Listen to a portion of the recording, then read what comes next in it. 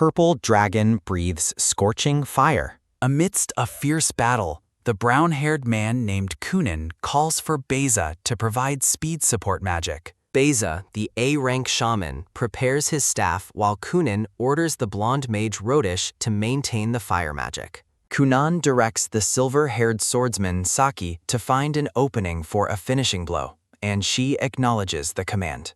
Yuki, a black-haired porter with no job or rank, carries a large pack and enthusiastically confirms his readiness. A massive burst of flame erupts as the magic users launch their combined assault. Kunin and Saki leap into the fray, their blades trailing bright trails of energy. Kunin yells for the final push as the purple dragon lets out a deafening roar sounding. Saki prepares a powerful sword technique. With a determined glow in her golden eyes, Saki begins to activate a specialized skill. In a flash of blue light, Saki executes her luminous slash, cutting through the monster. The dragon screams in its final moments. As the dragon's corpse collapses, Yuki marvels at how easily the S-rank adventurers dispatched such a beast. History reveals how dungeons and adventurers emerged decades ago to change the world forever. Many hunters focus only on profit,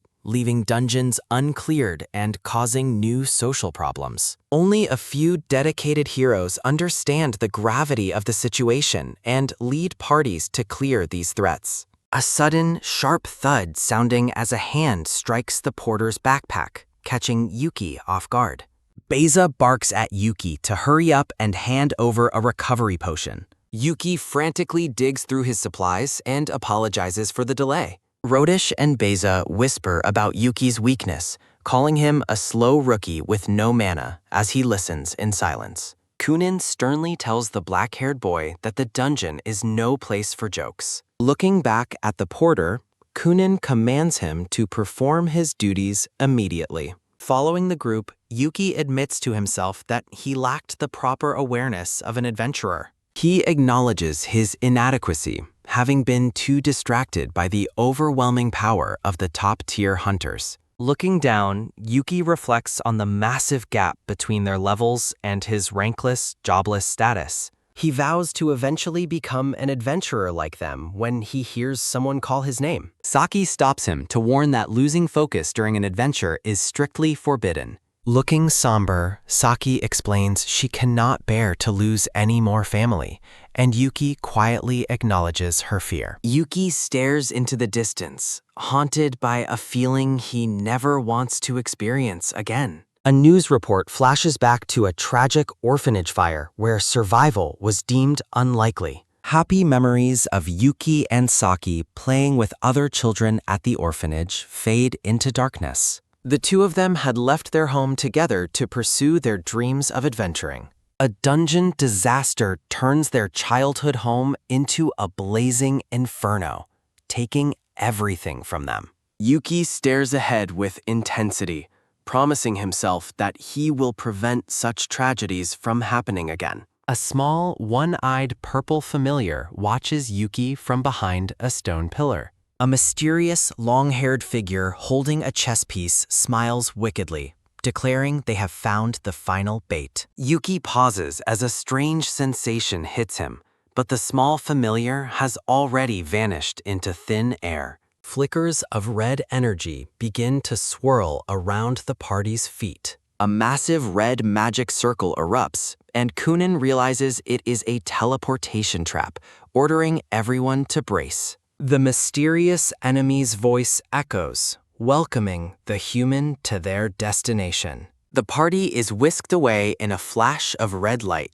Rodish and Beza look around in a panic, wondering if they have been dropped into the boss room. Kunin takes charge, ordering a defensive circle and telling Yuki to prepare a return item. Saki senses an impending arrival as the blood on the floor begins to boil. A sharp splash sounding as a dark shoe steps into the pool of red liquid. An older man with white hair in a tuxedo stands before them, and Yuki realizes he is a Demon King. Narrative text explains the title of Demon King is reserved for S-class bosses as Saki charges forward to strike. Kunin casts his ice javelin spell, calling out for a triple deployment. The magic swordsman unleashes the icy projectiles toward the refined boss. Massive shards of ice rain down upon the battlefield as the confrontation begins. Standing calmly amidst the shattered ice, the white-haired man notes that modern youth lack proper manners. He further criticizes their ignorance as his subordinates, including a blonde elf and a cat-eared man, gather around him. A sudden, heavy impact sounding as Kunin is violently thrown to the ground, coughing from the strike. Floating near glowing green circles, the blonde elf giggles about an extra person joining their group. The orange-haired catman lunges with blinding speed, striking the blue-haired Beza with a sharp impact. A massive red magic circle pulses with energy, signaling that their time for games has ended. The Demon King arrives. Realizing they will be wiped out, Kunin desperately searches for any opening against the refined boss. Yuki watches in frozen terror as the overwhelming power of the enemies threatens his companions. Determined to stop the cycle, Yuki vows to never let another tragedy repeat itself. Pondering the true meaning of being an adventurer, Yuki reaches into his pack with a shaky hand. He decides on his final move and prepares to activate the device held firmly in his grasp. A system notification announces the activation of the return sequence, beginning a 5-second countdown. Yuki draws a sword and boldly calls out to the Demon King to get his attention.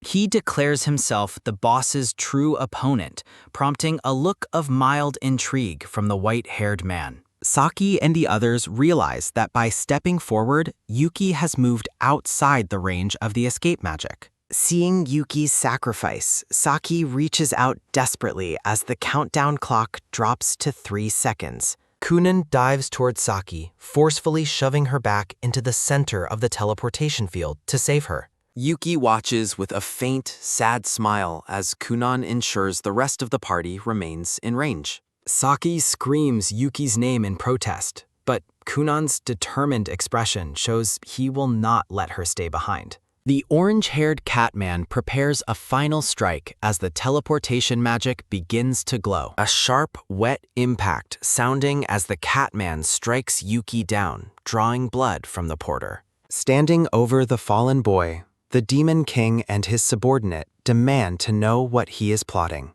Yuki gasps for breath, his face bloodied as he clings to the glowing activation device. He reaches his hand toward the space where his friends were, watching the last flickers of their light. As the clock hits 1, Saki weeps while the Demon King's subordinates watch the portal close. Yuki smiles weakly, explaining his goal was simply to find a way to eventually defeat the boss. Kunin acknowledges the porter's incredible judgment as the light consumes the retreating party. The countdown timer hits 0. A massive, rushing energy sounding as the teleportation magic fully triggers, clearing the room of the hunters. Through the pain, Yuki finds peace in knowing that Saki has successfully escaped the trap. Saki's tearful face is the last thing Yuki sees before the brilliant light completely fades away. The Demon King looks down at the boy, asking if he truly found a way to win. Yuki argues that since his friends are high rankers, they will return one day to finish the job. He admits to himself that he feels guilty for leaving Saki to face the future alone.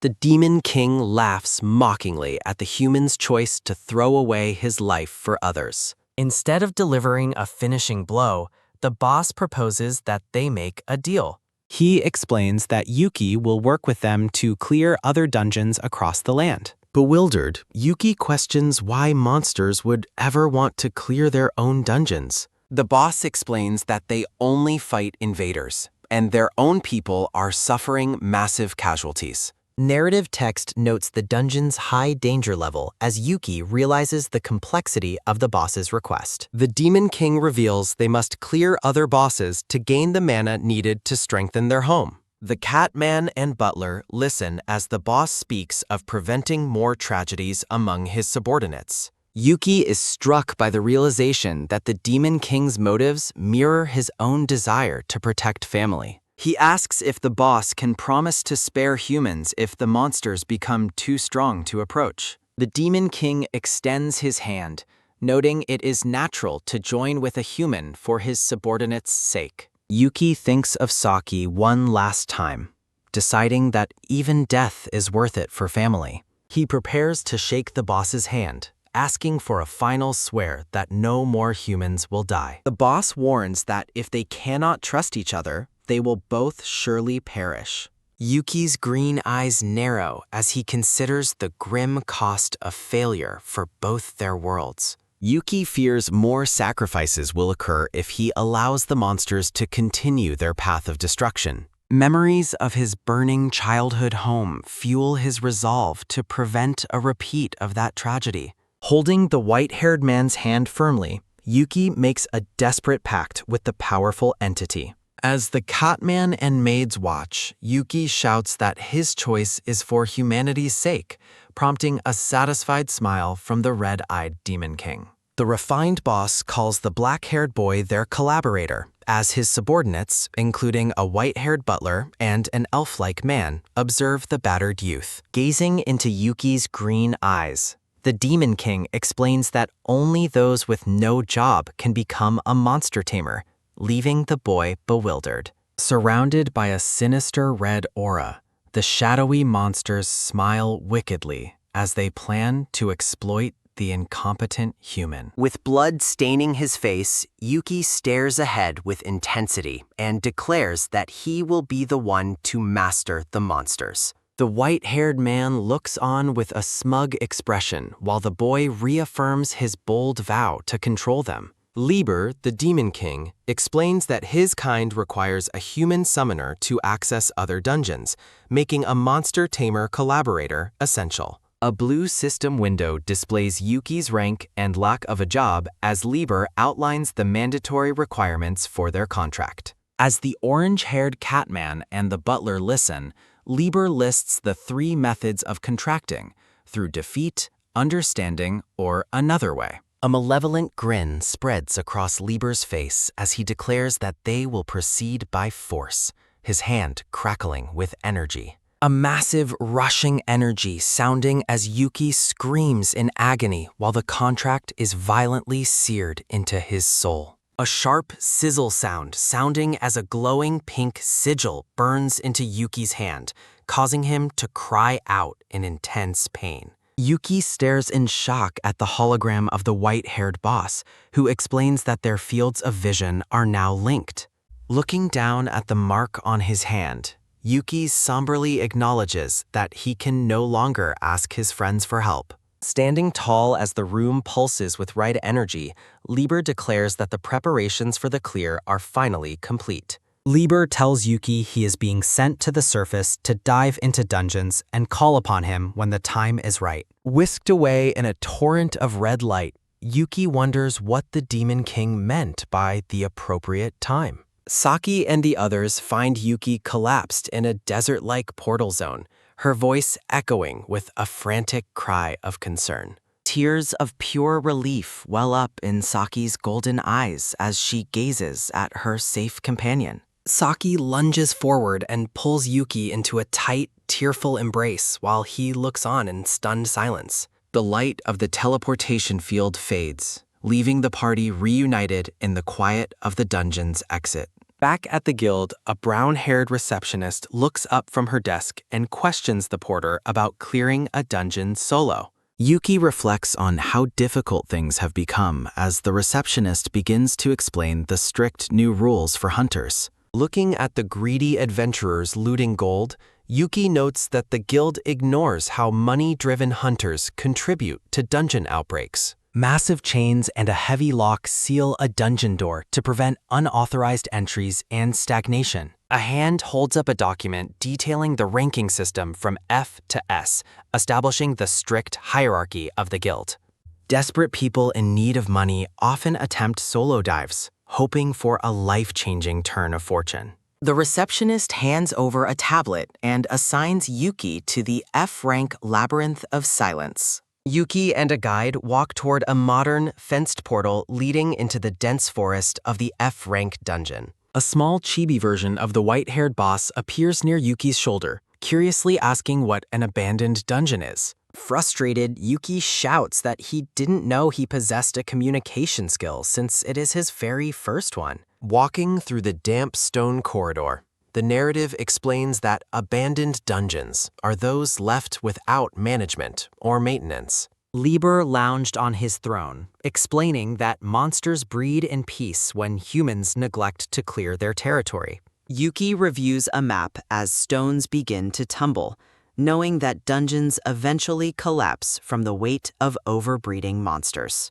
Finding the halls completely deserted, Yuki sighs at the boredom while the small Liber spirit watches from below. A sudden, sharp rumble sounding as a massive green light flashes, making Yuki wonder if such an event is possible in a weak dungeon. A loud, violent shaking sounding as Yuki screams for the other people in the hall to run away immediately. A massive, wet splash sounding as a gargantuan green slime monster erupts from the center of the hall. A green-haired girl and her companion flee in terror, screaming that the dungeon boss has arrived. Yuki shields the pair as the immense slime looms over them, and Liber's voice notes the situation with cool detachment. Liber explains that the monsters began cannibalizing each other due to a lack of humans, resulting in this single massive mutant.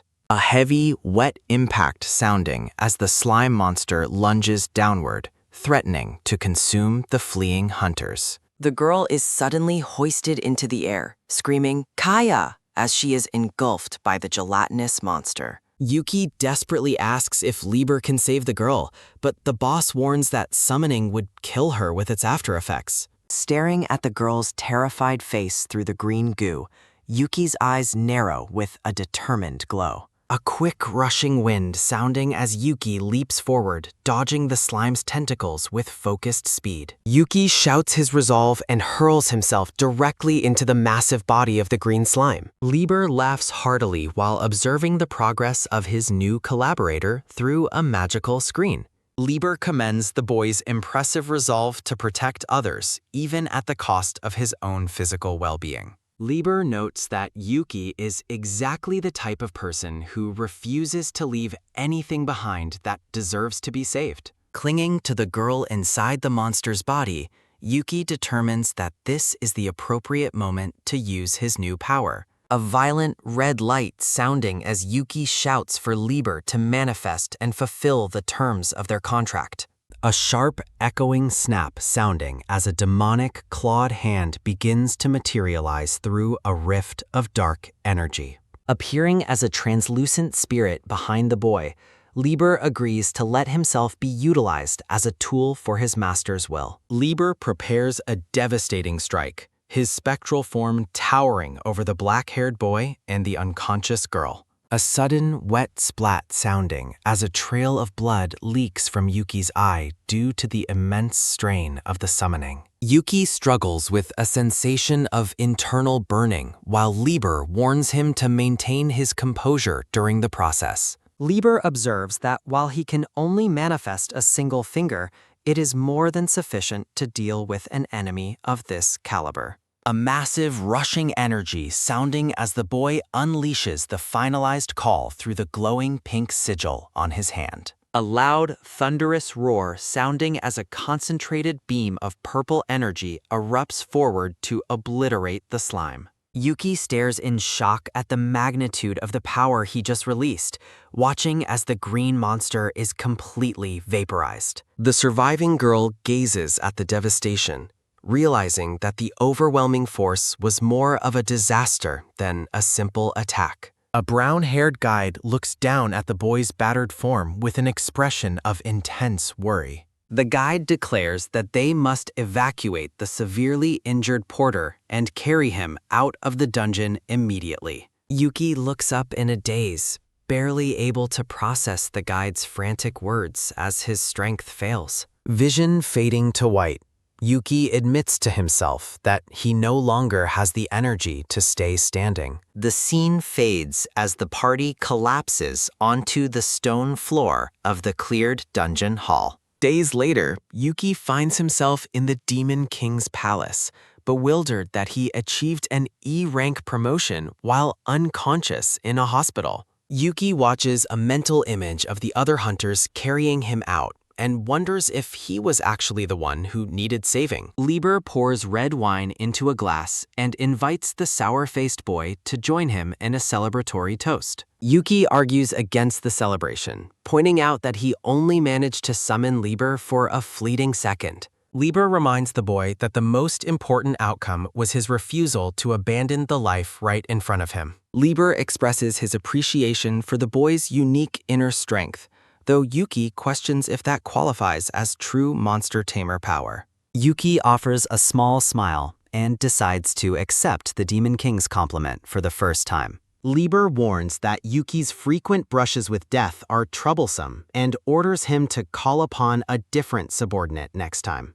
A light brown-haired maid named Elvina introduces herself as an undead servant and greets the boy as her new master. Yuki observes the maid's calm demeanor and thinks she appears to be a very cool and composed individual. Elvina forms a heart with her hands while jokingly noting that she has no pulse because she is an undead entity. The massive throne room is bathed in a soft red glow as the trio discusses their future clearing missions. Flashing a peace sign, Elvina declares that she intends to be a relatable and life-sized maid who is easy to communicate with. Narrative text notes that Yuki's first priority must be raising his level until his body can withstand a full summoning of Lieber. A sharp, whistling wind sounding as Elvina delivers a crushing punch into a group of fiery elemental monsters. Elvina reports that the threat has been eliminated, leaving Yuki stunned by her overwhelming power within an E-rank dungeon.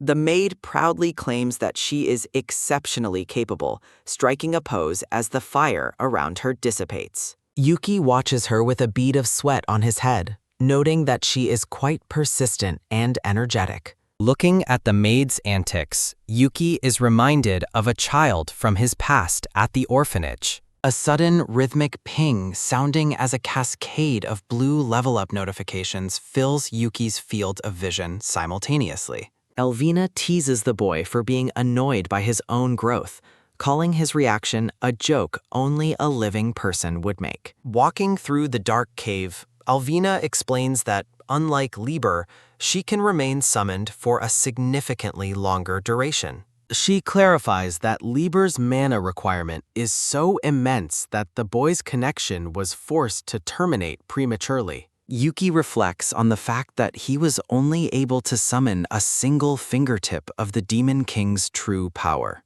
Elvina holds up a large sale sign and refers to herself as a high-value acquisition that the boy must utilize. Yuki realizes that for a summoner, cost performance and mana efficiency are just as vital as raw destructive power. Arriving at a massive, chained wooden gate, Yuki wonders how they are supposed to enter the heavy boss room. Elvina winds up her arm, preparing to bypass the door's mechanics with her sheer physical strength. A massive, wood-splintering crash sounding as Elvina shatters the reinforced dungeon doors with a single violent strike. Charging into the boss chamber, the maid reminds the boy that it is proper etiquette to always knock before entering. The armored knight with a flaming crest prepares to strike. Charging forward, Elvina hears the armored knight declare that they shall become its sacrifice. Facing the maid, the massive knight raises its sword while flames lick the surrounding walls. Yuki realizes with sudden alarm that the boss's flames are fundamentally different from any they have encountered. Yuki screams for Elvina as a sudden, violent explosion sounding erupts right where she was standing. A sharp, metallic clang sounding as Elvina's blow is intercepted by the knight, leaving her momentarily surprised. Yuki rushes to Elvina's side to check on her, and she notes that his reaction time is impressive. Elvina points out that the knight's holy fire is the natural enemy of undead beings like herself. Alvina makes a heart with her fingers, making Yuki shout that they need to focus on escaping. The knight calls out its next move, sinking its blade into the ground as the hall begins to glow. A sudden roaring fire sounding as the knight unleashes Fire Circle Sanctuary, trapping the pair in a ring of heat. Alvina observes that while its rank is different, this boss is as relentless as Liber and won't let them go. Yuki considers summoning Liber, but the Demon King reminds him that his current power only allows for Alvina's presence. Yuki concludes they have no choice but to handle the battle themselves, placing a steadying hand on Alvina's shoulder. Alvina finds it amusing that her master would choose to fight beside her instead of staying behind his monster. Yuki looks at the maid with determination and reminds her that they are partners in this struggle. Alvina smiles at his resolve and prepares to coordinate her next assault alongside her master. Yuki declares that it is time to demonstrate the results of his recent level-ups as his body begins to glow. Surrounded by flames, Alvina prepares herself for a desperate physical confrontation against the armored giant. Alvina tells herself that if the situation turns dire, she will utilize her most powerful secret skill. Yuki notes that his recent level-up provided him with a crucial new skill he must now utilize. Yuki activates Demon Truth Eye, causing one of his eyes to glow with a brilliant golden intensity. Through his new vision, Yuki identifies the knight as a holy fire attribute boss and prepares to analyze its stats. Yuki warns Alvina as the knight begins a powerful attack, highlighting the immediate danger with his golden eye. A sharp, whistling wind sounding as the knight swings its flaming blade in a wild, lethal arc. Yuki and Alvina leap back in unison, barely avoiding the massive blade as it cleaves through the air. Yuki explains that his new eye reveals a monster's attributes, skills, and even their current danger levels. Yuki warns that another attack is coming while the knight continues to lash out with its sword. Alvina charges the knight at high speed, her eyes fixed on the target Yuki identified for her. A heavy, bone-jarring impact sounding as Alvina delivers a powerful kick, knowing she can attack with peace of mind. The knight stands firm and silent, absorbing the physical strike without showing any signs of taking actual damage. Yuki realizes that Alvina's last attack was ineffective and that their damage isn't penetrating the enemy's defense. Yuki reveals that his eyes show the knight is actually a fire monster and asks Alvina if she noticed. Yuki deduces that a small, amorphous monster is moving inside the armor to avoid all of Alvina's physical strikes. Alvina asks her master not to be captivated by her as she prepares a new strategy based on his discovery. Yuki commands Alvina to jump right, perfectly timing his direction to match the knight's incoming flaming slash. Yuki continues his rapid-fire instructions, shouting for Alvina to duck, pull back, and watch for attacks from below. Following her master's voice, Alvina targets the knight's left arm and right shoulder with precision. A sudden, powerful blast sounding as Alvina targets the knight's head exactly where Yuki told her to strike. A loud, scraping friction sounding as the knight is forced to retreat after Alvina's perfectly coordinated assault.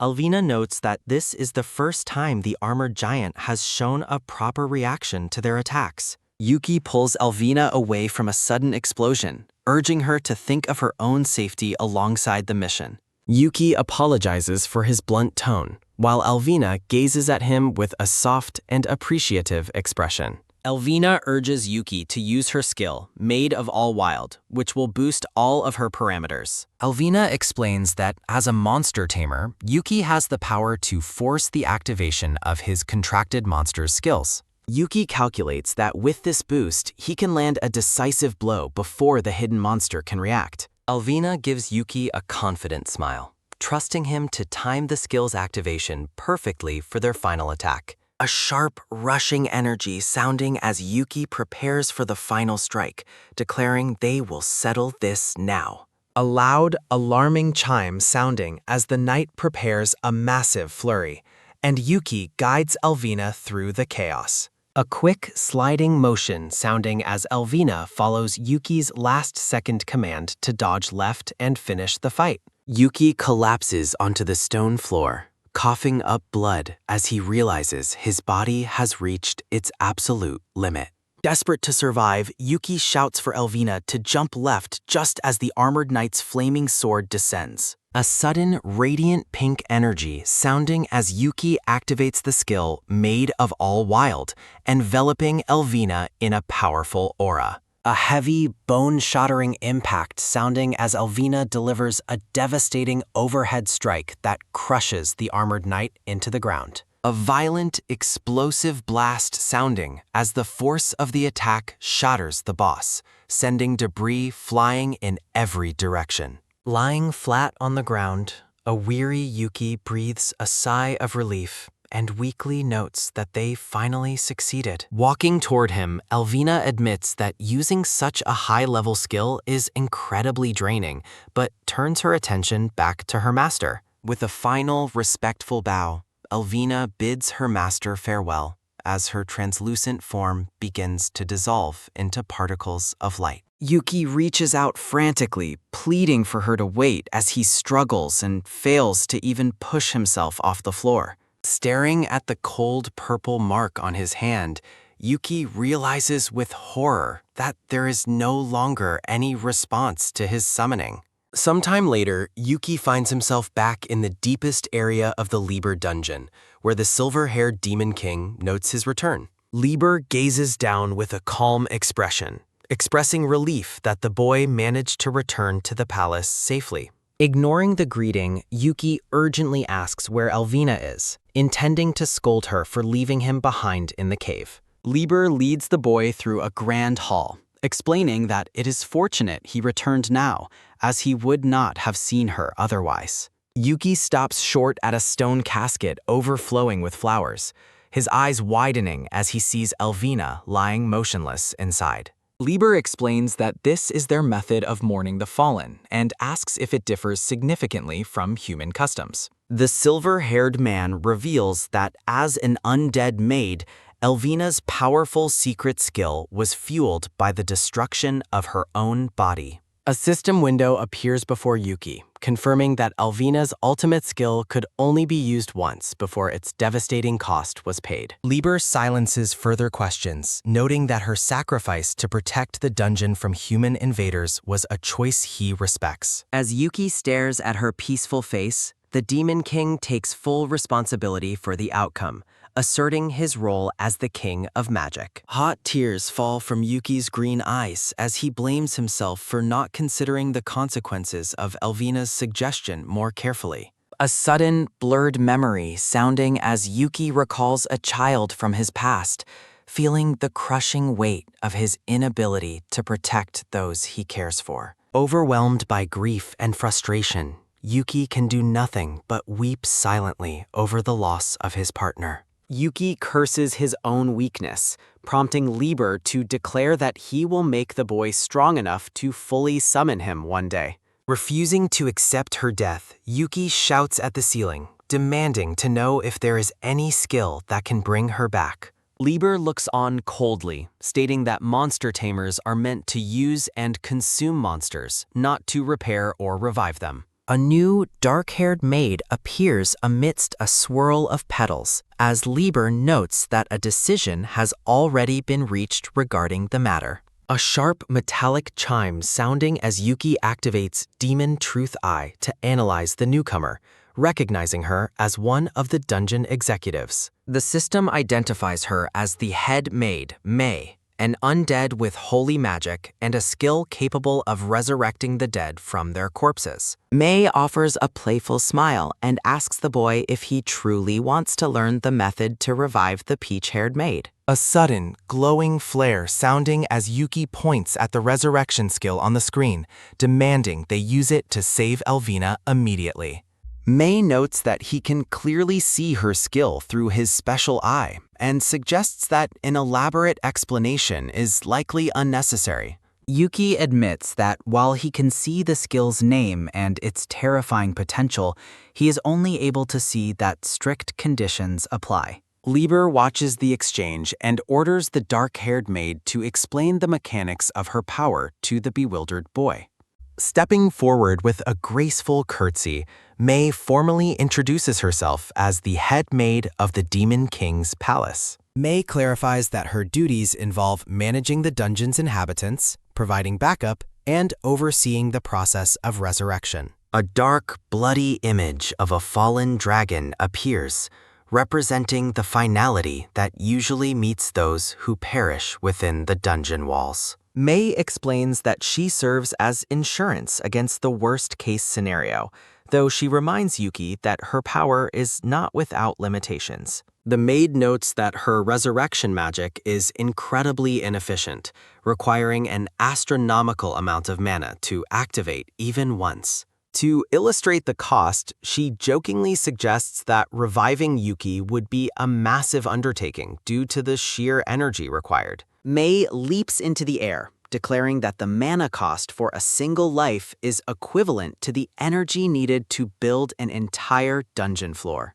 Yuki calculates the stakes, realizing that for an S-rank dungeon, the amount of mana required is beyond anything a human could provide. Mai's eyes glow with a golden intensity as she explains that using her skill would cause the dungeon itself to physically shrink and narrow. Yuki deduces that if the dungeon narrows, it would become much easier for human hunters to conquer, putting everyone at risk. Mei mentions that a small, top-hat-wearing executive named Cyan was against the idea because it would inevitably lead to more deaths. Yuki suggests slowly storing up unused mana over time, hoping that they could eventually gather enough to bring back one person. Mei dismisses the idea, explaining that resurrection is impossible once a person's residual mana vanishes, which will happen in 10 days. A soft, knowing smile sounding as Mei confirms that there is only one viable way to save her fallen comrade.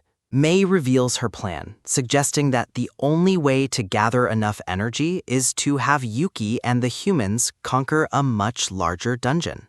Yuki realizes the true objective is to steal mana from other dungeons, allowing the resurrection skill to be used without any restrictions. Lieber explains that their current progress in lower-rank dungeons is nowhere near sufficient to reach their ultimate goals. Yuki questions how much mana is truly required if lower-rank dungeons aren't enough, but Mei admits she doesn't understand human ranking systems. Mei recalls how the other executives reacted poorly when she suggested conquering a massive dungeon, claiming it would lead to pointless deaths. Lieber gazes at Alvina's motionless form, promising not to expose Yuki to mortal danger again after she sacrificed her life to protect him. Yuki clenches his fist tightly and pleads with Lieber to let him take the necessary risks. Lieber asks Yuki if he has a strategy, warning that without one, both he and any new monsters would simply end up dead like Alvina. Yuki steps forward with resolve, stating that he cannot choose any other path if it is the only way to save her.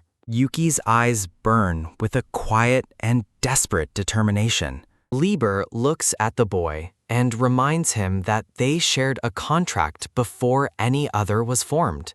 A single heavy drop of blood sounding as it splashes onto the grass. Lieber decides to appoint an executive to train Yuki so he can become strong enough to handle the mission. Yuki recognizes the gray-haired man as the executive who was previously engaged in combat with Saki. Mei asks Viento if he is in favor of the plan, and he notes that weakness is always dangerous and leads to sacrifices. Lieber officially entrusts Yuki to Viento's care for the next 7 days to prepare him for the challenges ahead. Viento turns away and commands the boy to follow him immediately. Yuki hurries after his new instructor, while Mei and Lieber watch them leave the courtyard. Mei expresses relief that the strong executive is helping, but Lieber orders her to accompany them right away. Lieber watches their departure with concern, thinking that Viento's hatred for humans might lead him to kill the boy. A bright, swirling mana sounding as a magic circle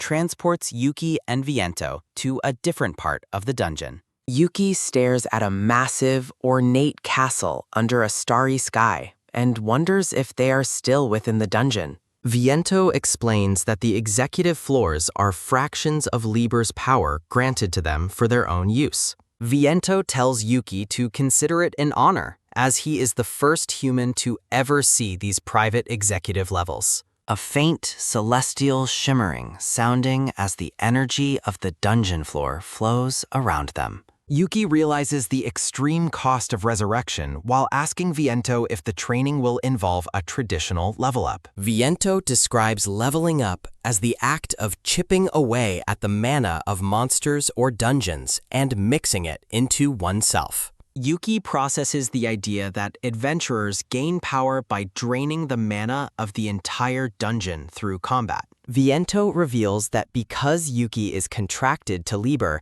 they share the same mana source, meaning the boy cannot level up normally. Yuki understands why Liber would risk sending him to another dungeon and asks Viento how the training will proceed. Viento suddenly draws his blade, catching the boy completely off guard. A sharp metallic ring sounding as Yuki receives a sword to begin improving his equipment. Viento states there are countless things to teach, emphasizing that the boy currently has nothing built up. Viento attacks with blinding speed, criticizing Yuki's total lack of strength, knowledge, and talent. A startled, pained gasp sounding as Yuki barely manages to react to the sudden assault. Viento's red eyes flare as he tells Yuki he must build everything from scratch if he intends to reclaim Elvina. A rapid, sparking clash sounding as Viento unleashes a relentless flurry of strikes to test the boy. Yuki struggles to keep up, realizing that he won't make it in time if he stops to think. Viento warns that relying on fate at such a low level of skill is a grave mistake. Yuki's green eye widens as Viento prepares to deliver a decisive judgment on his abilities. Viento asserts that his harsh training is ultimately better for the safety of the dungeon and for Liber.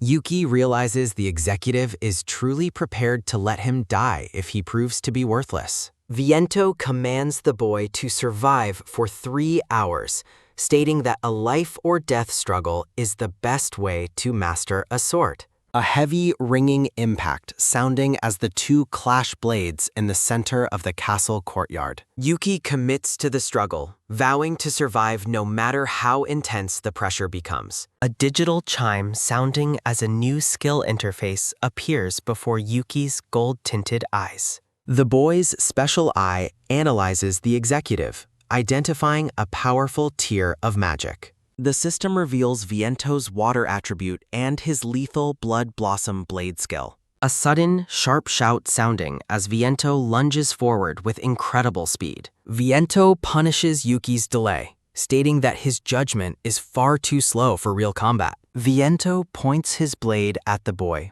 equating hesitation with an invitation to be killed. Yuki decides to change his strategy, focusing on movement since his defense is completely insufficient. Yuki struggles against Viento's overwhelming strength, frustrated by his own inability to land a blow. Attempting to shift the momentum, the boy launches a desperate counterattack to regain the initiative. Viento easily deflects the strike, noting that mindless aggression will not change the outcome of their battle. A blinding flash sounding as the executive moves with superior speed, sending the boy tumbling backward. Viento pauses to acknowledge that the boy's movements have shown a marginal improvement compared to their initial exchange. Battered and bleeding, Yuki remains on his feet, refusing to back down despite the mounting injuries. Activating his special eye, the boy focuses intently on reading the trajectory of the executive's sword. Yuki realizes his golden eye can decode physical mechanics, allowing him to understand how a body moves during combat. Viento stares coldly, unimpressed by the boy's observation, and knowing that sight alone is insufficient for survival. The executive explains that their physical compositions are fundamentally different, making simple imitation impossible. A sudden, chilling realization sounding as Viento reveals he has been holding back his true power this entire time. Viento emphasizes that the vast gap in their life experience creates an insurmountable wall for a mere novice. Yuki's vision begins to blur from exhaustion, while his internal system blares constant warnings of imminent danger. The boy realizes with horror that the executive's last devastating assault was performed with pure skill rather than magic. Driven by a desperate need to save his partner, Yuki resolves to break past his limits and catch up. Viento finally prepares to unleash a specialized technique, causing a dark, bloody aura to saturate the courtyard. Overwhelmed by system alerts, Yuki struggles to see through the sensory overload as a lethal strike approaches. Realizing that generic warnings are useless, the boy decides to ignore the system and focus entirely on the skill's essence. Kneeling in the center of the chaos, Yuki centers himself to perceive the true nature of the coming attack.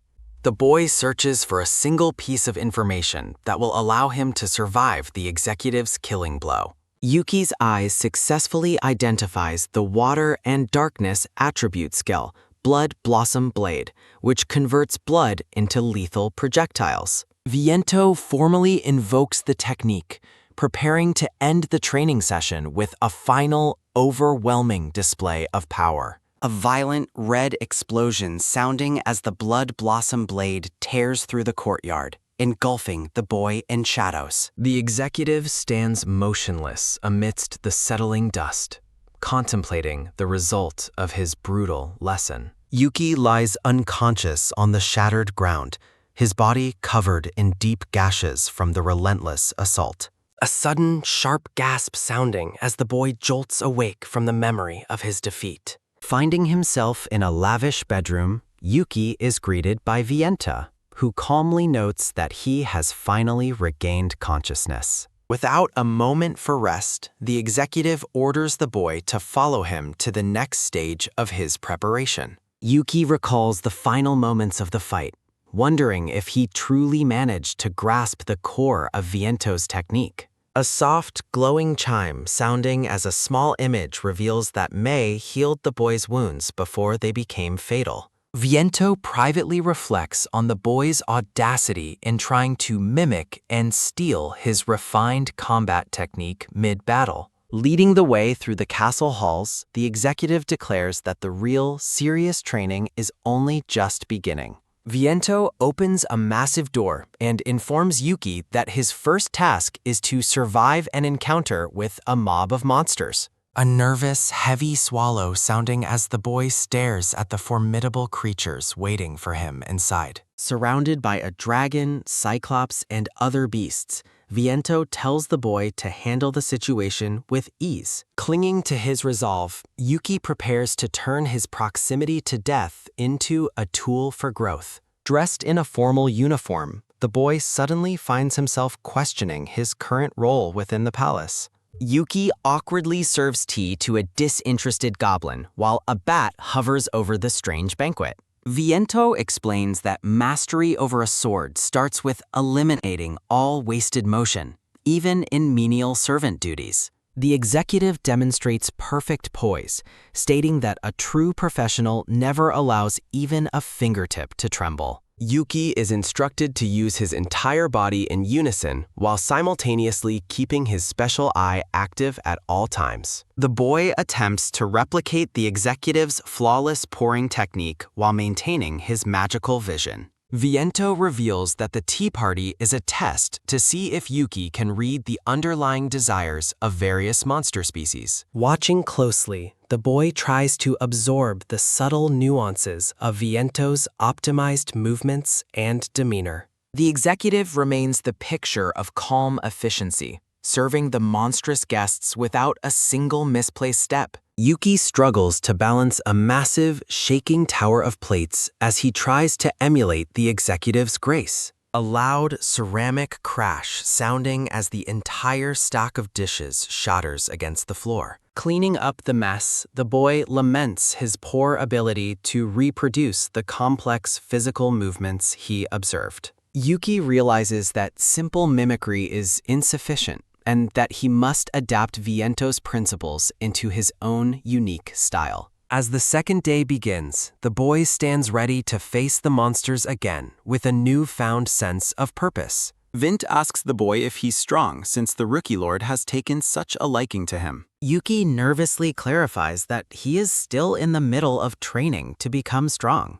A massive, thunderous crash sounding as Vint decides to begin the boy's training with a giant fist. Yuki uses his special eye to analyze Vint and the surrounding monsters to compensate for his lack of stamina. The boy delivers a direct counterpunch to the monster's face to test his newly refined skills. A title card announces that the training has reached its 4th day. Analyzing the status of a chilled lizard, Yuki realizes he must predict and move perfectly to handle the numbers. The boy maintains a perfect, sparkling poise while interacting with the monstrous guests. Yuki focuses on maintaining good communication, acknowledging that every monster is fundamentally different from humans. Observing from the shadows, Viento watches as Yuki finally understands the true purpose behind this unconventional training. A new notification announces the 6th day alongside a cute, hungry bat monster. Yuki prepares to predict and move with grace as he serves the small creature. The system reveals the bat's vampirism skill as it latches onto the boy's back to substitute a meal. By the 7th day, Yuki pours tea with professional precision under the watchful eye of the executive. With a confident smile, the boy asks his mentor for a final evaluation of his progress. Viento critiques the taste and wording as failures, but grants a passing grade for the boy's refined demeanor. Yuki reflects on the exhausting weekly cycle of battles and tea parties, relieved he managed to finish on time. Standing in a room stained with red, Viento ominously declares that the real end begins now. The executive activates his lethal Blood Blossom Beautiful Blade technique, saturating the air with dangerous energy. Viento notes that Yuki can now use his eye instantly and commands him to stop mimicking and make the skill his own. Yuki admits that no one needs to remind him that he deserves to die if he fails this challenge. Decoding the skill in greater detail, the boy learns that the blood blades can only be offset by attacks of the same lineage. The boy's special eye reveals the exact physical mechanics needed to master his own body during the strike. A glowing system window announces Yuki is preparing to unleash his own version of the blood skill. A sharp, ringing metallic clash sounding as the two warriors meet in a violent burst of energy. Yuki's blade shatters into fragments as the executive's superior power overwhelms his current defense. Staring at his broken weapon, the boy is momentarily stunned by the sudden turn of the battle. Viento looks down with a cold expression, lamenting that the boy was ultimately one step short of success. Refusing to back down, Yuki shouts that no one else gets to decide his limits. The boy reshapes the blood into countless fine blades, creating a unique variation of the executive's own style. Viento watches in genuine shock as he realizes his disciple has completely transformed the core of the technique. Yuki asserts that the outcome will now be determined by sheer quantity as he launches his counter-offensive. The boy strikes forward with his new style, demanding to know how the executive likes his innovation. Shards of energy and blood explode outward as the two powerful techniques collide once more. A crisp metallic crack sounding as Viento acknowledges the effort, calling the boy's performance splendid. Battered but successful, Yuki catches his breath as the intense pressure of the battle finally fades. Viento points out the tactical flaw, noting that the boy cannot fire such a technique in rapid succession yet. The executive places a steadying hand on the boy's shoulder, acknowledging him as a true student. A soft, persistent buzz sounding as a phone on the floor displays a message from Saki regarding the dungeon exploration. Saki reviews the details of the upcoming B-rank joint operation while working in her office. Deep within a cavern, a glowing magical seal marks the territory of an unknown B-rank boss. Standing before a grand palace altar, Yuki prepares to depart for the dungeon conquest tomorrow. Lieber leans back with a satisfied smile, noting that the boy has clearly acquired significant strength. Viento critiques Yuki's naive manners while the boy modestly claims to have learned the basics of the sword. Lieber questions the logic of an E-rank adventurer attempting to enter a high-level B-rank dungeon. Yuki explains that he will be participating as a porter and investigation support, much like their first meeting. Lieber asks the boy who he intends to form a contract with during the dangerous exploration ahead. A heavy, tense silence falls over the room as the dungeon executives react to the weight of the question. Saki waves excitedly as she spots Yuki arriving at the designated meeting point for the mission. Approaching him with curiosity, Saki asks the boy if he has finally started using a sword for combat. Yuki apologizes for his unreasonable request, but Saki tells him she is used to receiving such specialized nominations. Saki adds that having someone she already knows along for the mission is actually quite helpful. A black-haired man named Gaito shouts Saki's name as he approaches her with two other adventurers. Eager to start the conquest, Gaito suddenly stops and suspiciously asks Saki about the boy's identity. Yuki wonders if the men are party members, but Saki clarifies that they are not. Saki explains that the men are guild volunteers, unlike Yuki, who was invited personally as a collaborator. Saki notes that the volunteers are B ranks, hoping to rank up quickly by accompanying an S rank on low-danger missions. Gaito questions Yuki directly, asking if being in Saki's party means he is an A-rank adventurer. Saki confirms that Yuki is an E rank, prompting the boy to ask if his low rank is a problem. Shocked and outraged, Gaito shouts in disbelief upon learning that the boy's rank is far lower than his own. Gaito insists that an E rank will be a burden and urges Saki to fire him and stick with the B ranks. Saki mentions that Yuki solo conquered 2 dungeons, causing the boy to recall the intensity of his recent training. The blonde adventurer scoffs, claiming it is impossible for an E rank to complete a solo conquest. Gaito seethes with frustration, having planned to use this conquest to finally reach A rank himself. Gaito realizes that the presence of a solo conqueror will hinder his own evaluation and prestige. Saki sighs as she firmly reminds Gaito that this mission is an investigation, not a dungeon conquest. Saki claps her hands to get everyone's attention, ready to explain the target of their investigation. The group arrives at the sealed Cave of Desires, a dungeon with an estimated difficulty of B rank. Saki explains that a dungeon's rank is almost always determined by the threat level of its boss. Yuki asks how they can determine a boss's threat level without actually encountering it first. Saki explains that the complexity and scale of the dungeon's first floor serve as key indicators of boss strength. Saki adds that the more defensive tricks a boss has, the harder the dungeon is rated. Saki identifies the current location as a small-scale 2-floor dungeon, which solidifies its B-rank status. Saki notes that despite its small size, the boss remains elusive and cannot be found on either floor. Saki admits her weakness with hidden targets as a giant, pink worm-like monster suddenly attacks from above. Gaito yells for everyone to stay back as he lunges at the pink creature, claiming it as his prey. Slicing the monster into pieces, Gaito boasts to Saki about his splendid victory over the creature. Yuki notes that subjugation isn't part of the investigation, leading Saki to cover her face in exhaustion. Gaito condescendingly tells the E-rank boy to do nothing and stay out of the way of the professionals. A sharp, rocky crack sounding as a massive stone golem bursts through the dungeon wall.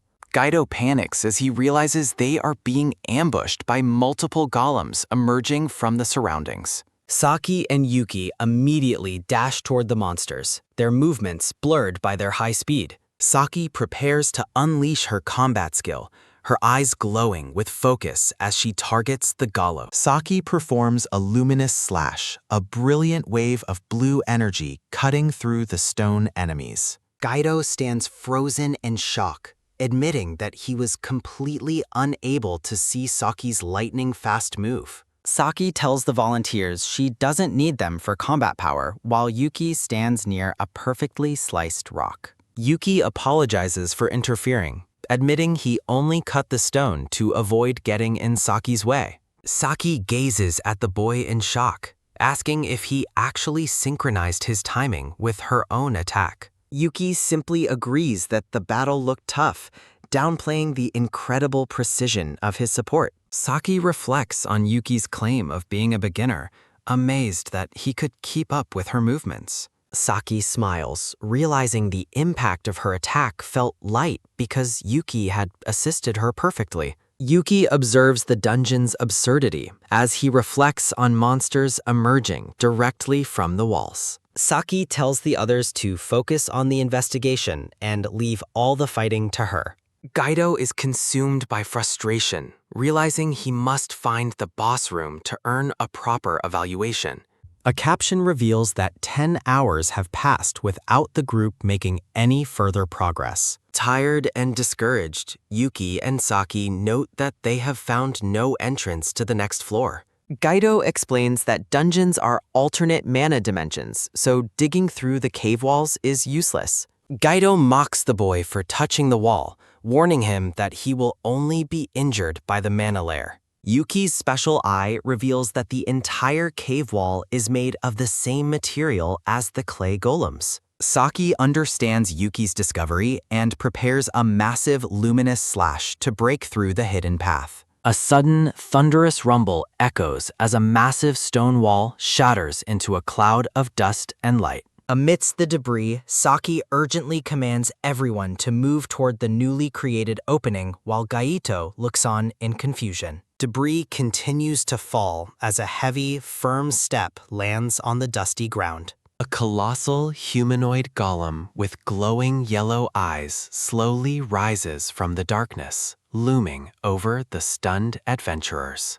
Kaido trembles with fear as he struggles to comprehend the nature of the massive entity before him. Saki stares up at the Titan, realizing that the entire environment they explored was merely a golem camouflaged as a dungeon. Saki notes that the creature's deceptive form was a deliberate strategy to hide its true power and rank. Yuki observes the surroundings with a sharp gaze, deducing that they have finally reached the actual first floor of the area. The scene reveals the overwhelming scale of the dungeon, which uses a massive illusion to mimic the outdoors. Looking at the giant, Saki identifies the threat level as undoubtedly being at least A rank. Saki adds with a grim expression that the dungeon is currently on the verge of evolving into an S-rank threat. Saki consults a handheld device, confirming the intel that they are inside an A-rank super large-scale dungeon.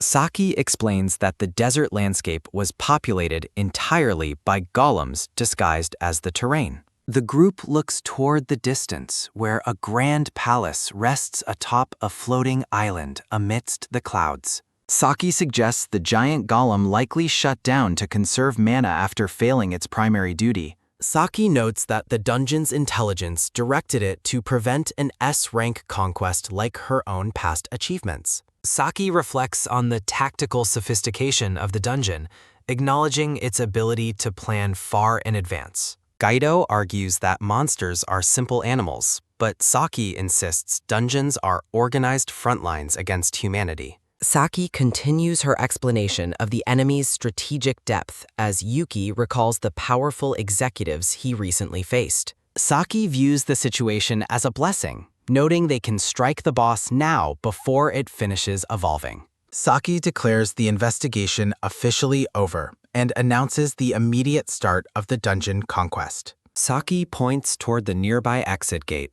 ordering the volunteers to return and report the updated findings to the guild. Yuki steps forward with determination, asserting that he will accompany Saki on the mission. Saki looks back at Yuki, confirming if he is truly prepared to follow her into the heart of the dungeon. Yuki questions his own participation, but Saki explains she needs a reliable person to carry back intel if things turn dangerous. Saki places a hand on Yuki's chest, telling him that out of everyone present, he is the most qualified for the task. Saki suddenly grabs Yuki, causing the boy to cry out in surprise as he is pulled closer. Saki gazes into Yuki's eyes with a soft but firm expression, promising that they will return home together this time. Yuki recalls a past tragedy at a funeral and looks at the mark on his hand, vowing not to let anyone else die. Saki effortlessly lifts Yuki into her arms and announces their departure as she activates a combat skill. Activating her luminous formula skill,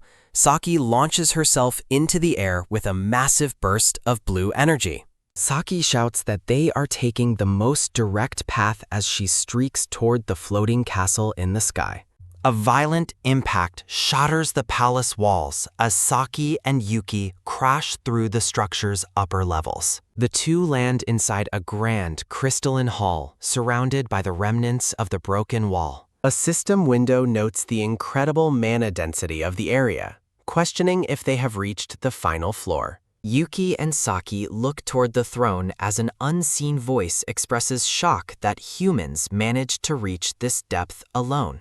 A jewel-encrusted female figure descends gracefully from the ceiling, her body composed of vibrant pink crystals. The entity introduces herself as the jewel golem, Carrot, and declares her ambition to become a beautiful demon lord. Saki deduces that Karat has been secretly hoarding mana for her transformation, which the golem proudly confirms.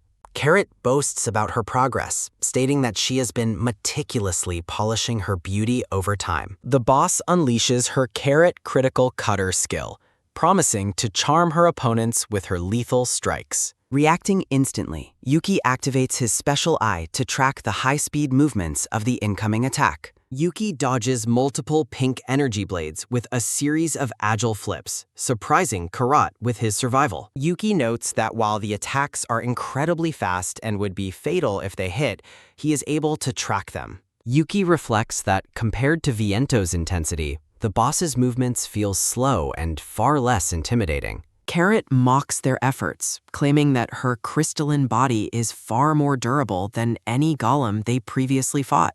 Yuki acknowledges her strength, but states that he only needs to create a single opening for Saki to exploit. Yuki ducks low to create a clear path as Saki prepares to deliver a finishing blow from behind.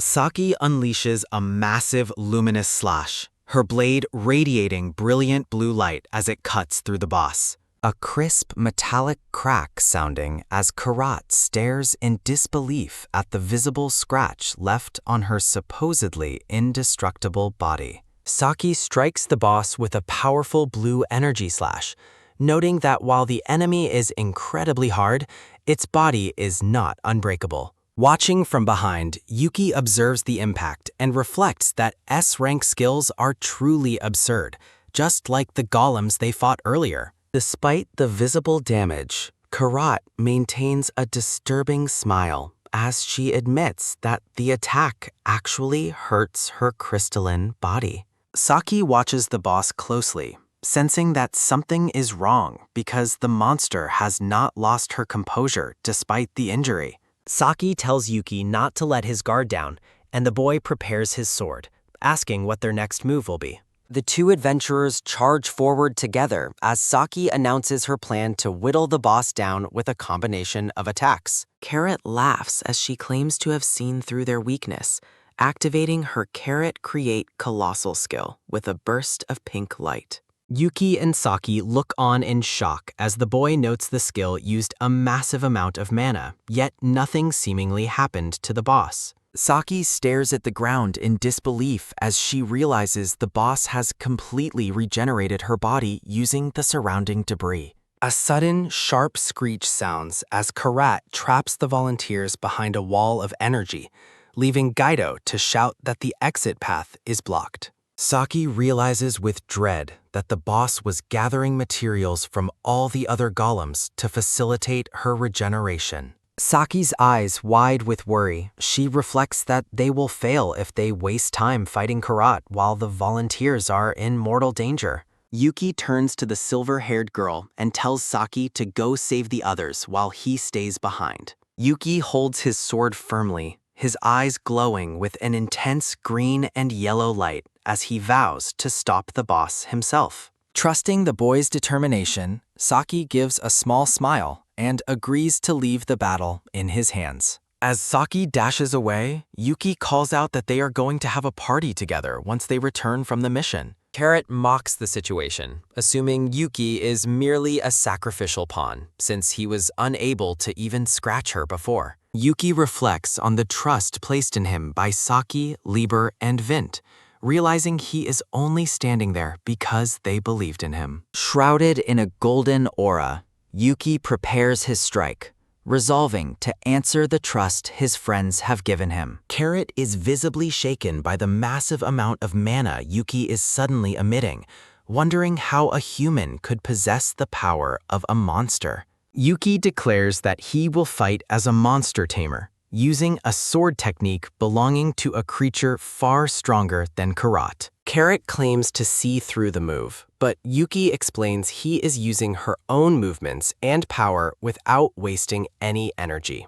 Using her Carrot Cure Cut skill, the boss screams that she will remake herself to counter his offensive. Carrot attacks with a jagged pink crystal blade, promising to ensnare and skewer Yuki to death in her new form. Yuki blocks the massive strike with his sword as Karat mocks his efforts, but the boy notes she is acting too composed. Thinking she has found an opening, the boss lunges forward with a triumphant shout, claiming she has caught him. Yuki meets her gaze with a smirk, revealing that he intentionally allowed her to take the opening to set up his counter. Yuki strikes the boss's core, telling her that he will be using her own hardness against her as Carrot screams in pain. As her crystalline armor shatters into pieces, Karat realizes too late that Yuki has been using her movements from the very beginning. Yuki's handmark glows as he channels his power, while Karat vows she won't forgive the puny human for damaging her shell. Yuki looks at his blade with a cold gaze, stating that the battle naturally won't end at this level of damage. Preparing his final move, Yuki tells the boss that he is about to show her what a true skill looks like. Activating his Carrot Change Curse class skill, Yuki begins a process of compression, polishing, and decoration on the enemy's form. Carrot transforms into a colossal, multi-armed golem, declaring herself the hardest and most beautiful master of the dungeon. Looming over the boy, the giant boss threatens to grind him down until he is nothing but a grain of sand in the desert. Yuki charges directly at the massive entity, shouting as he prepares to deliver a high-speed strike. Yuki mocks the boss's transformation, noting that enlarging both herself and her subordinates shows a complete lack of flair. Giant pink crystals rain down on the battlefield as Karat laughs, claiming that jewels are more valuable the larger they grow. Yuki dodges the falling debris with ease, telling the boss that the size of the jewel isn't what truly matters. Moving with incredible grace, Yuki asks the boss if she thinks he cut her body beautifully as he finishes his move. A system window reveals the activation of the Blood Blossom Beautiful Blade skill amidst a sea of red and black energy. Yuki scoffs at the overly dramatic name of the skill as he prepares to sheath his weapon. Carrot is paralyzed by shock, unable to comprehend why a mere human would possess the exact same skills as a monster. Yuki closes his eyes and simply labels the devastating attack as his own personal style. In her final moments of consciousness, Karat's eye wide with terror as she realizes that the boy had completely dodged her counter. A series of violent, slicing sounds erupt as the massive golem's body is torn apart by dozens of overlapping red energy cuts. Yuki exhales sharply, relieved that he managed to land the technique in a real battle for the first time. Turning around, Yuki looks at the pile of pink crystals that used to be the dungeon boss and utters a surprised exclamation. The shattered head of Karat lies amidst the debris as Yuki reflects on the incredible power of the skill he just used. Yuki stands silently in the hall, noting to himself that while the skill was effective, the price of using it was incredibly high. The black-haired boy blocks the strike, claiming he has already predicted the enemy's next move. The crystal entity hits back, noting that the boy is reaching his physical limits. The boy activates a special blade technique as the golem wonders what he can achieve with such an injured body. His eye glowing with power, the boy admits he cannot win alone as he prepares a summon. A small bat appears from the shadows as a system window identifies it as a cutie bat. A sudden, messy splatter sounding as the bat is squeezed until blood bursts forth. The older, gray-haired man watches the ritual, acknowledging the boy's strategy. A system window explains the bat's vampirism skill as the boy describes how he is recycling stored blood. The boy notes that the skill requires a vast amount of blood, so pre-feeding the bat increases his chances. He explains that he must use his own blood for the first strike to ensure the second one lands perfectly. The older man warns the boy that such a tactic will leave him on the brink of death. The pink-haired vampire marvels that the boy would use his own weakness to reach the power of the strongest vampires. The boy reflects on the bat's draining training sessions, deciding it is time for the creature to work. Red energy cuts fly through the air as the boy lunges forward, realizing his prior strikes were merely set up for this moment. A metallic clashing sounding as the boy officially introduces himself to the crystal golem. His eye glowing fiercely, the boy declares his identity as the monster tamer, Yuki. He explains that he is an adventurer who utilizes every available resource in battle. The boy asserts that he will use both his enemies and his allies to secure victory. A sharp, splitting sound as the golem is sliced in two, uttering a final word of disbelief. With the bat on his shoulder, the boy clarifies that while he serves a demon lord, he is still human. Standing before a massive pillar of light, the boy feels the intense dungeon magic burning his eyes. He covers his glowing eye, hoping the mana he has gathered is sufficient for his purpose. Feeling the strain, the boy mentally calls out to the maid to take over the next phase. The silver-haired girl rushes to support the boy, apologizing for her late arrival. Seeing the shattered crystals, the girl expresses total shock that the boy defeated the boss single-handedly. Leaning heavily on the girl, the boy asks for help as he succumbs to severe anemia. Dozens of camera shutters clicking. A man at a podium welcomes the gathered crowd to the official briefing. He announces that a highly unusual event has taken place within the A-rank dungeon. The speaker explains that a direct report from the individual involved will follow the overview. A reporter urges photographers to capture the moment, predicting it will be the next major headline. Journalists whisper among themselves about the incredible feat of clearing a fake dungeon. The silver-haired girl, identified as the S-rank adventurer Saki, steps into the spotlight. Reporters shout questions about the dungeon's stability and the legendary White Flash's performance. The crowd demands to know if intelligent monsters were encountered during the mission. The girl asks for silence as she prepares to deliver the official overview of the conquest. Looking over her notes, she privately grumbles about the boy's habit of leaving the hard work to her. In a flashback, the boy waves a cheerful goodbye, tasking the girl with handling the aftermath. Standing alone in the empty briefing room, the girl laments that he left before completing his recovery. The silver-haired girl wonders privately. In a dark, magical chamber, the older man asks about the progress of the revival ritual. Surrounded by intense purple flames, the maid joyfully announces they are nearing completion. The older man warns the boy to look away before the massive magic density damages his vision. The boy observes the overwhelming energy, noting that he can feel its power from a distance. A heavy chains rattling, sounding as the maid calls for a woman named Alvina to wake up.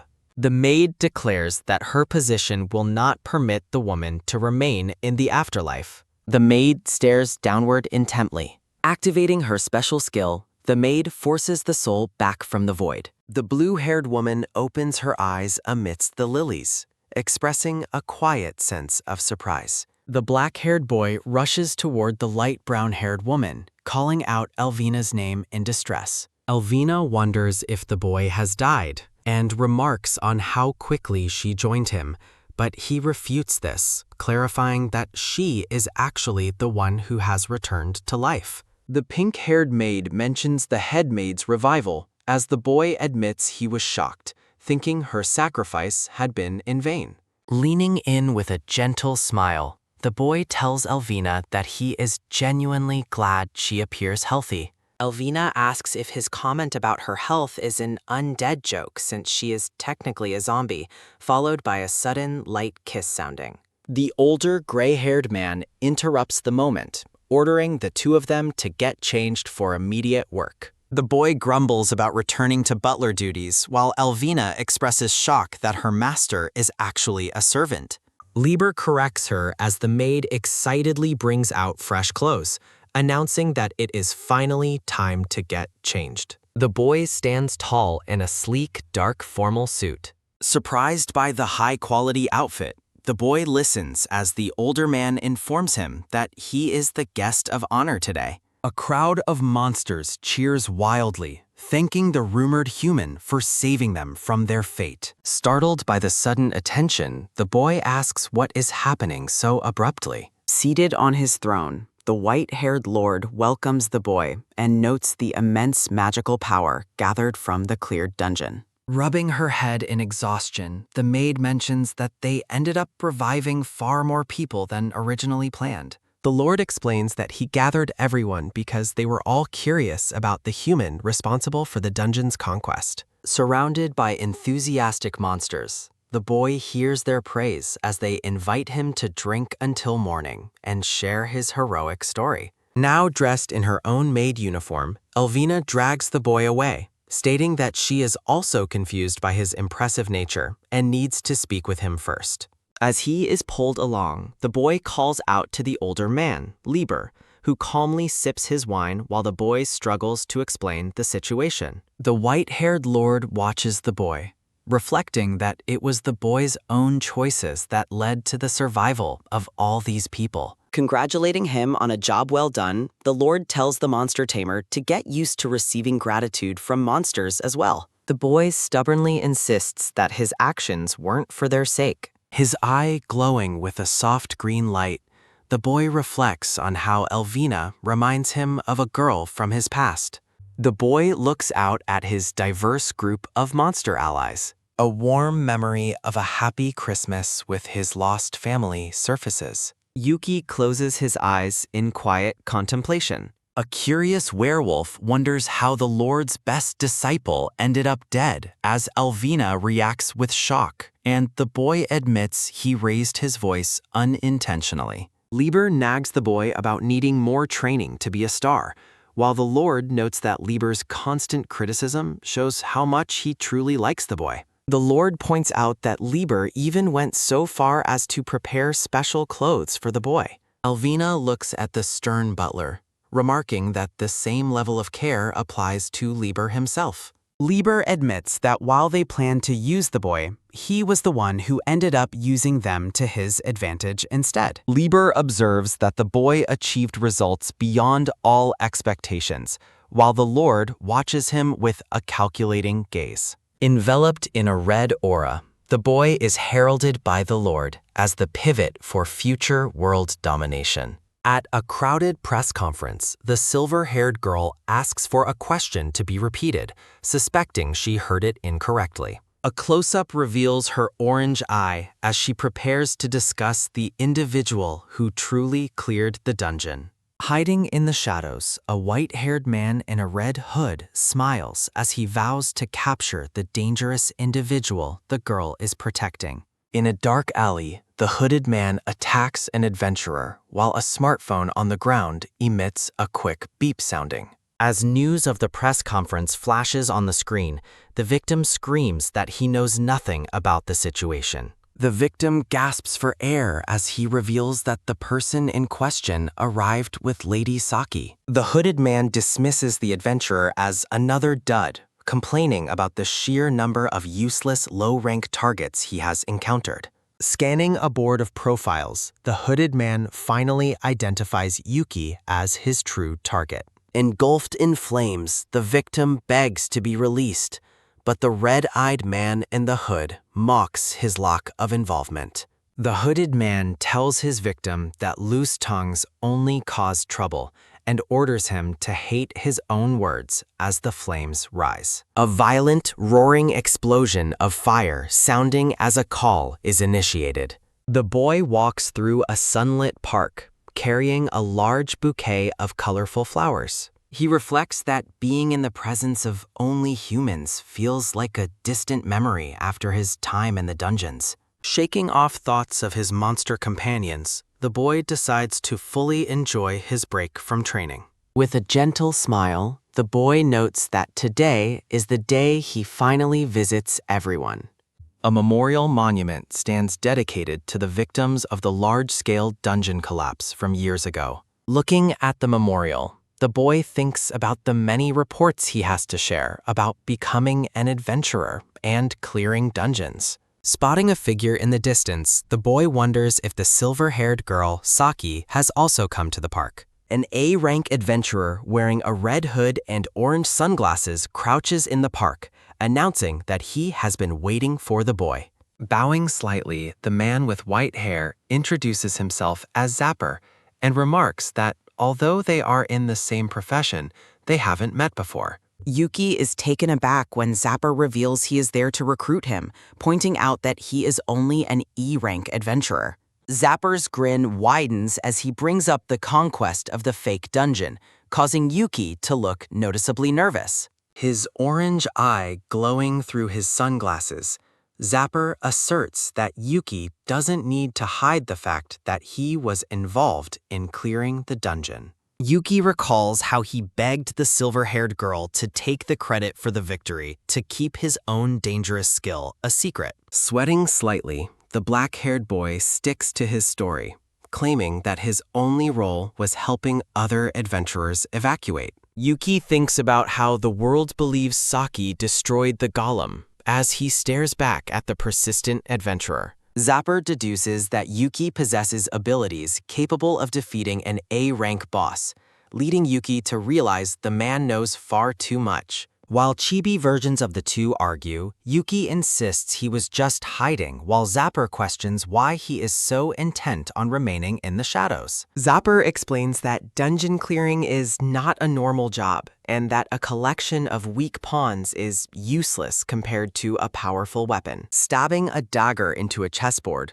Zapper smirks and clarifies that he only seeks the absolute best assets for his team. Yuki points to himself in disbelief, questioning if the A-rank adventurer is actually referring to him as that asset. As they walk through the park, Zapper notes that Yuki is currently solo and warns him that even great skills have limits when used alone. Reaching out a hand, the man in the red hood explains that being in a party changes the dynamics of an adventure. He clenches his fist, causing his red ring to glow, as he emphasizes that a party allows an adventurer to conquer many more locations. Leaning in close to the boy's face, Zapper invites Yuki to join him so they can start making a massive fortune together. Yuki offers a polite smile but firmly declines the offer, explaining that his primary goal for entering dungeons isn't money. Shrugging his shoulders, Zapper dismisses the rejection lightly, admitting that he was never particularly good with words anyway. A glowing red magic circle erupts around Zapper as his expression turns sinister, declaring that it is time to use force.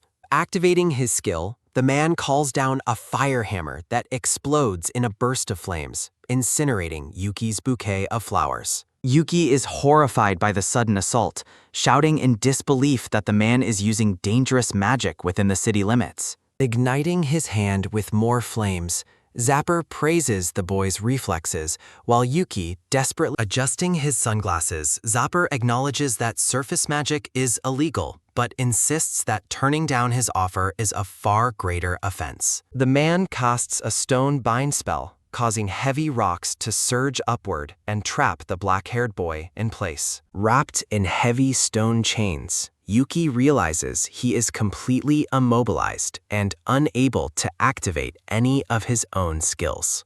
Zapper towers over the trapped boy, mocking him for being experienced with monsters, but a complete novice at fighting other humans. A quick, sharp call sounding as the man roughly grabs Yuki's face. Zapper activates an ice bind skill, instantly freezing a thick block of ice over the boy's mouth to silence him. The man explains that they are opposites because while Yuki is built for dungeon exploration, Zapper specializes in something else entirely. Smirking with intent, Zapper declares that Yuki's unique value is the exact reason he is determined to possess him. Holding the frozen boy down, Zapper threatens to follow him into every future dungeon and repeat this torment until he finally agrees to the offer. His eye glowing red with malice, Zapper identifies himself as the skill killer and asserts that no adventurer can stand against him.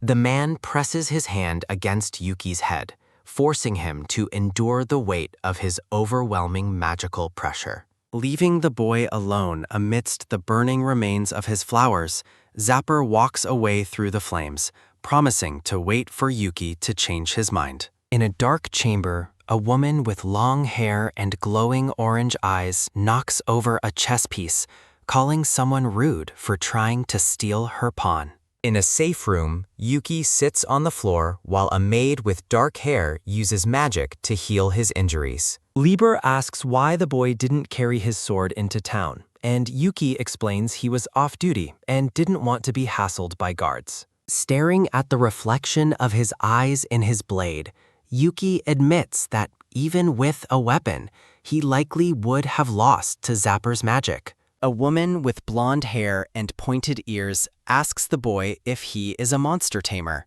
Walking through the hall, the elf woman suggests that Yuki should simply utilize monsters that are more proficient with magic. A system window identifies the blonde elf as Makina Mitera, who mentions she is currently occupied with her own research. The woman with orange eyes speaks about her lack of interest in studying the abyss, while the elf looks on in the background. Makina identifies Yuki as Vince's top disciple, but quickly adds that she has no fondness for the old geezer. Yuki walks past various monster allies as he reflects on his social standing compared to others at parties or soirees. A loud, frustrated cry sounding as Makina becomes enraged, insisting she is still youthful and calling others old-fashioned. The blonde elf clarifies that she is around 1,000 years old, leaving Yuki stunned by the sheer scale of her age. Makina specifically states she is only 1,499 years old,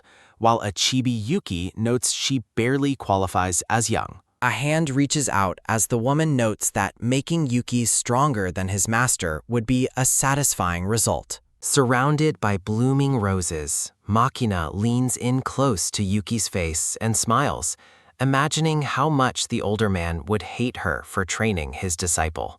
The blonde elf, Makina, imagines Vince's bitter reaction to her training his student before Yuki asks her to teach him magic. Finding the idea entertaining, Makina agrees to help, noting that developing magic requires a specific kind of mental stimulation. A new, grand setting is revealed as Yuki looks in awe at a massive, multi-tiered library filled with an impossible number of books. Makina explains that almost her entire floor is dedicated to this collection, which serves as the foundation for her research. Chibi versions of the pair argue as the woman teases Yuki for his lack of basic magic knowledge, while he tries to explain his vague understanding.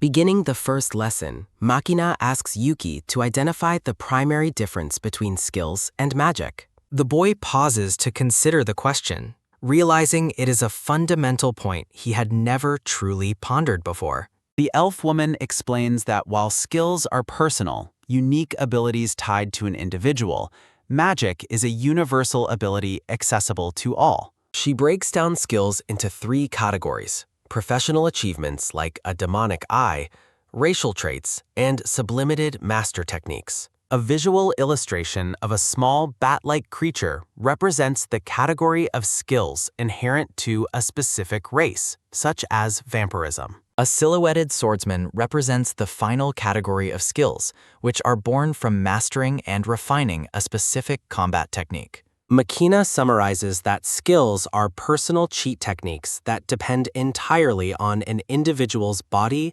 talent, and natural disposition. A sudden, sharp cheep sounding as an egg hatches into a chick, illustrating how essence makes things unique and impossible to copy. Turning back to her student, Makina asks if he has personal experience with these unique, uncopyable skills that defy regular logic.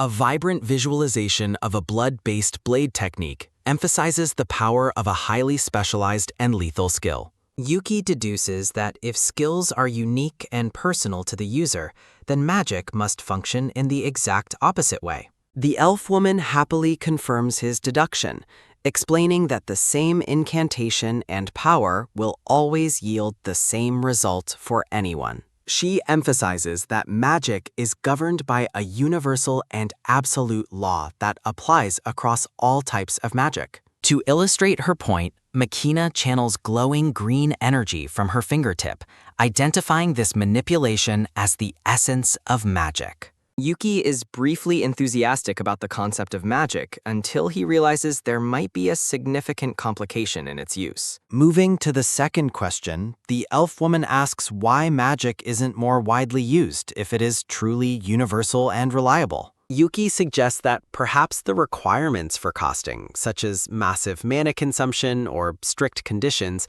are too difficult to meet. Makina dismisses his guess, stating simply that the true obstacle is that magic is just too difficult for most to master. The boy is confused, wondering if the difficulty lies in the internal manipulation of power or the act of chanting itself. Makina reveals that original magic required incantations as long as an entire book, shocking Yuki with the sheer scale of the task. Recalling Zapper's quick stone bind spell, the boy notes that modern casters use much shorter phrases to activate their abilities. Makina asks her final question, questioning how the boy thinks mages manage to shorten those massive book-length incantations. Yuki carefully considers the process and suggests that mages must be using external aids or tools to assist their casting. Makina confirms his answer, listing staves, magic circles, and mental omissions as the primary ways mages cheat the original system.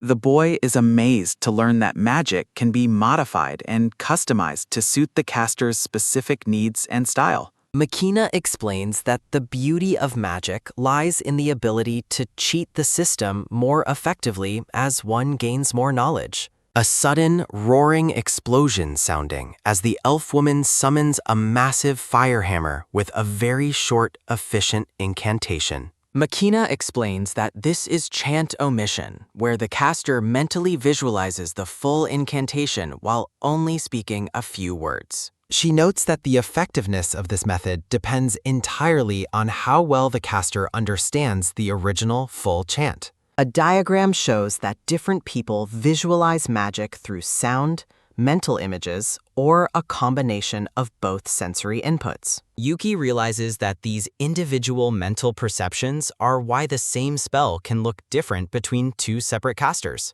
Makina encourages him to forge his own understanding as she prepares to move to the next stage of his training. She activates a complex, glowing magic circle, her voice booming as she prepares to launch an advanced spell. Makina explains how to bridge the gap between a shortened chant and a full incantation to produce a complete magic result.